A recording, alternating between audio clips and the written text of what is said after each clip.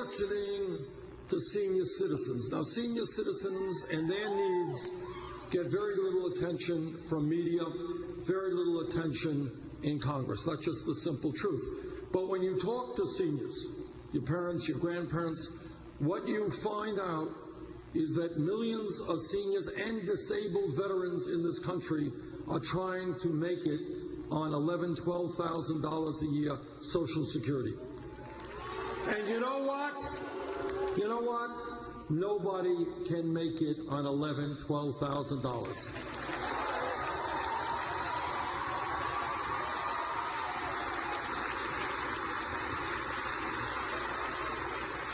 A great nation is judged not by how many millionaires and billionaires it has, but by how it treats the weakest and most vulnerable amongst us.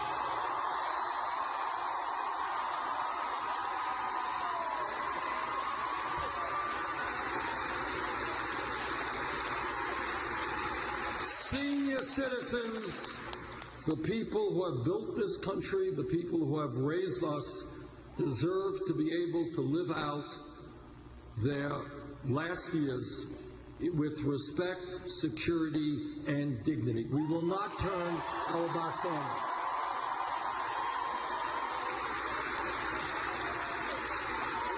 Now, Republicans, most Republicans, if you can believe it, want to cut Social Security. Well, I've got bad news for them.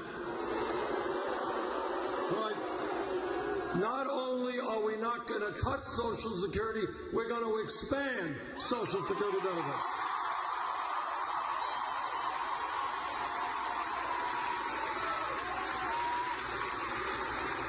This campaign is listening to the men and women who put their lives on the line to defend us, our veterans.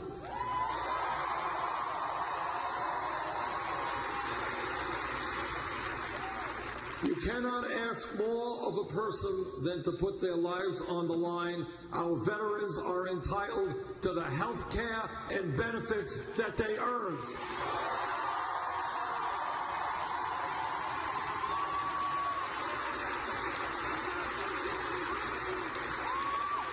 And this campaign is listening to young people.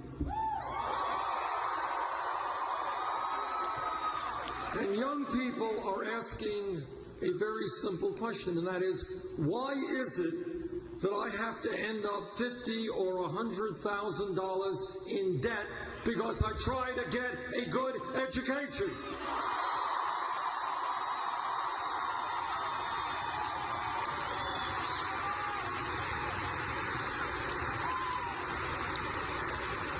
Stop and think for a moment. This is what I mean by thinking outside of the box, thinking outside of the status quo. Everybody here knows that education is inherent to us as human beings. Learning is what we are about. And you also know that we live in a highly competitive global economy where we need the best educated workforce in the world.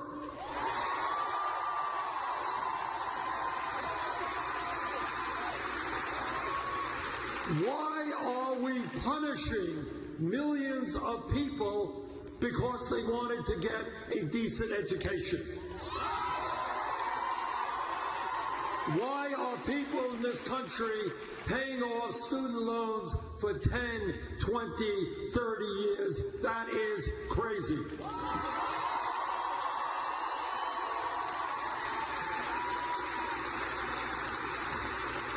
Now, here's another idea. Some of you may think it is radical, but it is not.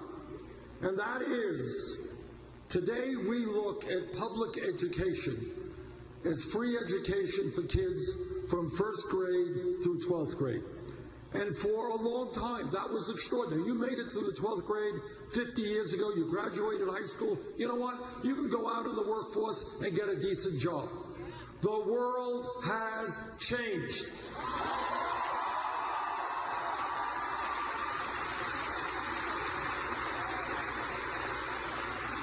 Today, in many respects, a college degree is the equivalent of what a high school degree was 50 years ago.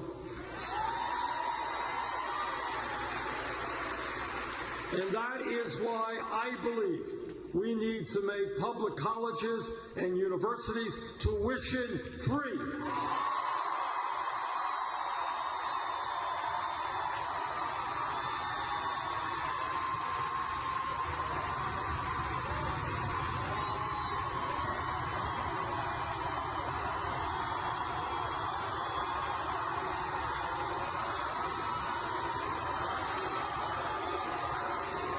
Now, this is a common sense idea. With a changing economy, you all know that people need more education. That's simple enough. Second of all, it's not a radical idea. Germany, Scandinavia, countries all over the world are doing it today. Thirdly, and this may surprise you, 50 or 60 years ago, the major public colleges and universities in America were virtually tuition free.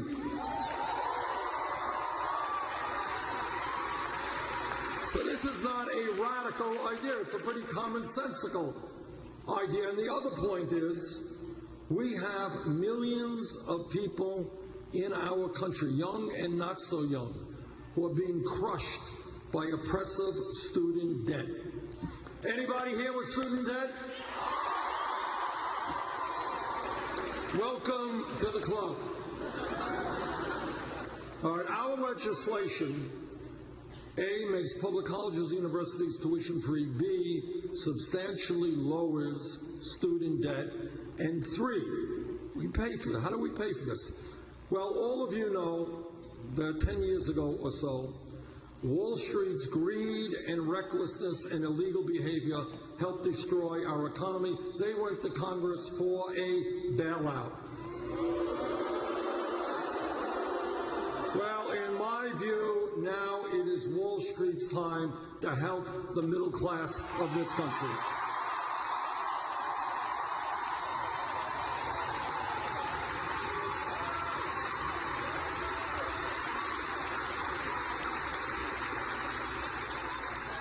This campaign is listening to the African American community.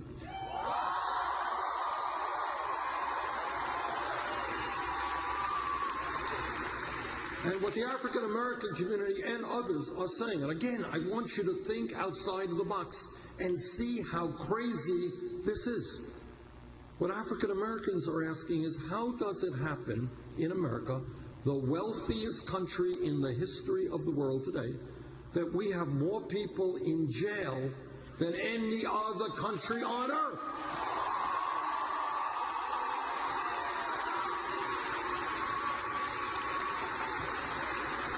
How does it happen, unless we change it, that today an African American male baby born in this city stands a 1 in 4 chance of ending up in jail?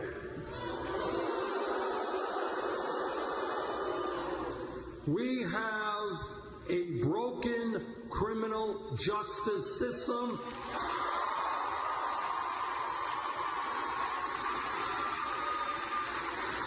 We have institutional racism, and together we're going to change that.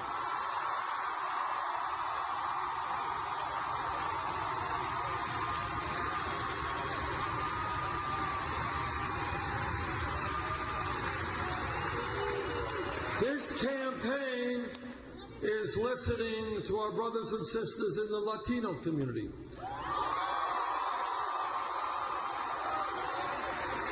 And what they are saying is that many of them are living in the shadows. Think about living in the shadows. Think about living in fear. Think about worrying that your mom or your dad or your sister may be deported tomorrow and your family divided up. And what our Latino brothers and sisters are saying, and I agree, we need comprehensive immigration reform and a path towards citizenship.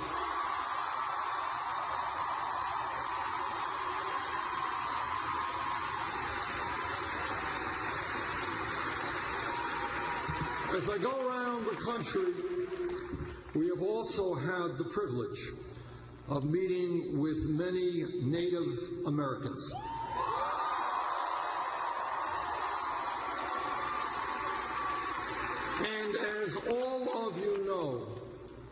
From day one, in the early days of this country, the Native American community has been treated shamefully. Shamefully.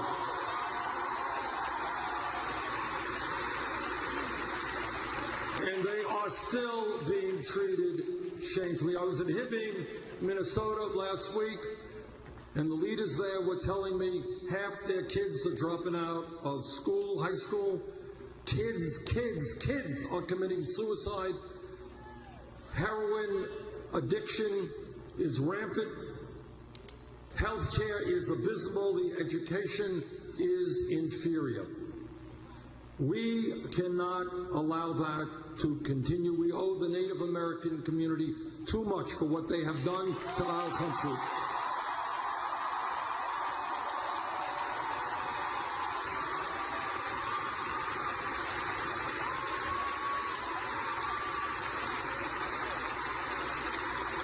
Now, I am the only candidate for president that will tell you a truth which is not necessarily a pleasant truth, but it's important that you know it.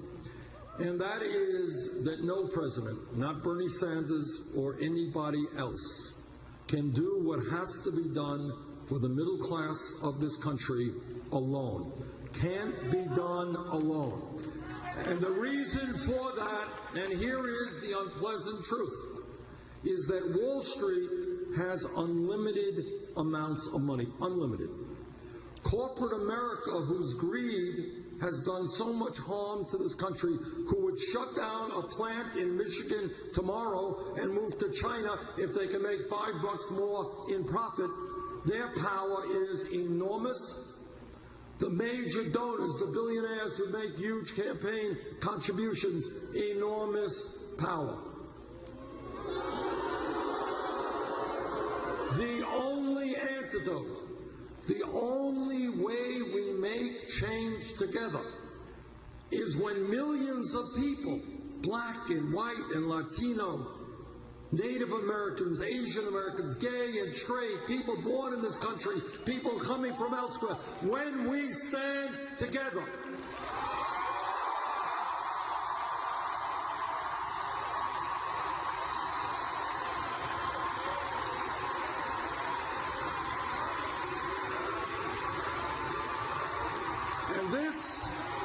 the idea of a political revolution is not complicated.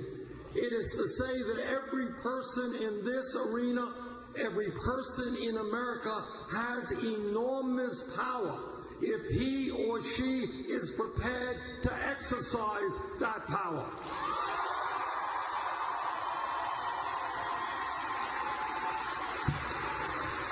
And that means when some of your friends say, hey, what did you do today? And you said, well, I went to a political rally. And they say, boy, are you dumb? Get a life.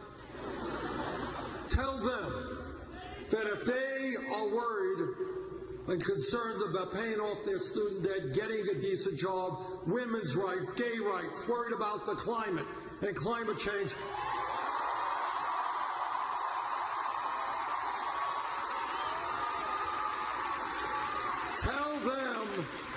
tell them that you are not the dummies they are.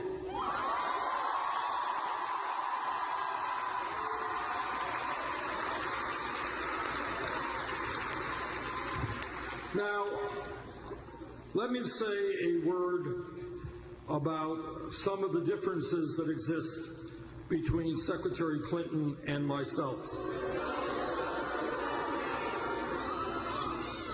Now, here is a major difference. I don't know if any of you saw the Oscars the other night. Did you see them? Okay. You may have seen a guy named Adam McKay, the screenwriter for a very good film called The Big Short. Did you see that? If you have the time, check it out. It's a really good film. And this is what he said. He got up there and he used his minute in front of the cameras and he said, quote, most of all, if you don't want big money to control government, don't vote for candidates that take money from big banks, oil, or weirdo billionaires.